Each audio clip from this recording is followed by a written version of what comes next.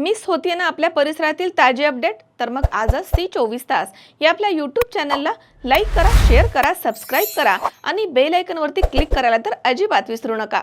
श्री संत ज्ञानेश्वर माऊलींची कर्मभूमी श्री क्षेत्र नेवासा इथून 8 जुलै रोजी निघणाऱ्या ग्रंथराज श्री ज्ञानेश्वरी आषाढी वारी पालखी सोहळ्याच्या पार्श्वभूमीवर संत ज्ञानेश्वर महाराज संस्थाननं मंदिरामध्ये ग्रामस्थांसह प्रशासकीय अधिकाऱ्यांच्या नियोजन बैठकीचं आयोजन केलं होतं. मात्र या महत्त्वाच्या बैठकीला नगरपंचायतसह पोलीस प्रशासन वगळता प्रशासकीय विभागाच्या जबाबदार अधिकाऱ्यांनी सामूहिक दांडी मारून गैरहजर राहिले आहेत. त्यामुळे प्रशासनाच्या बेजबाबदार कारभाराचा नमुना या ठिकाणी पुन्हा एकदा समोर आला. देहू आळंदीप्रमाणे या वर्षीपासून ज्ञानेश्वरी पालखीला शासकीय दर्जा मिळाला आहे आणि त्यामुळे लाखो भाविक आणि वारकऱ्यांसाठी शासनाकडनं पिण्याचं पाणी, स्वच्छता, मुक्कामी निवास व्यवस्था, टॉयलेट्स आणि पोलीस बंदोबस्त यासह इतर मूलभूत सुविधा पुरवल्या जाणार आहेत.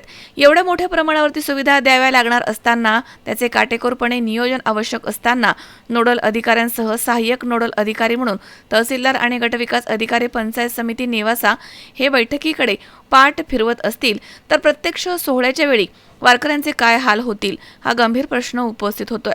मागील वर्षी सोहळ्यामध्ये प्रशासनाकडनं नियोजनाच्या अभावी अनेक गैरसोयी झाल्या होत्या. त्यामुळे यंदा आधीपासूनच समन्वयानं नियोजन करण्याच्या सूचना पालकमंत्री राधाकृष्ण विखे पाटील तसेच अहिल्यानगर जिल्हा अधिकारी पंकज आशिया यांच्या झालेल्या बैठकीमध्ये देण्यात आल्या होत्या. जिल्हाधिकारी यांनी श्रीमती मंजुषा ठवकर प्रकल्प संचालक, जिल्हा विकास ग्रामीण यंत्रणा यांची नोडल अधिकारी तर संजय बिरादार नायब तहसीलदार नेवासा आणि संजय लखवाल गटविकास अधिकारी यांची सहाय्यक नोडल अधिकारी म्हणून नियुक्ती केली असली तरी देखील अधिकाऱ्यांनी नियोजन बैठकीलाच केराची टोपली दाखवली आहे. त्यामुळे सोहळा शासकीय पण अधिकाऱ्यांना त्याचे सोयरेसूतक नाही अशी संतप्त प्रतिक्रिया वारकरी आणि नागरिकांमधनं उमटत आहे. माऊलींच्या पालखी सोहळ्याबाबतच प्रशासनाची ही उदासीनता असेल तर मग लाखो वारकऱ्यांच्या मुक्काम, पाणी आणि स्वच्छता या मूलभूत गरजांचं नियोजन कोण करणार असा सवाल उपस्थित केला गेलाय.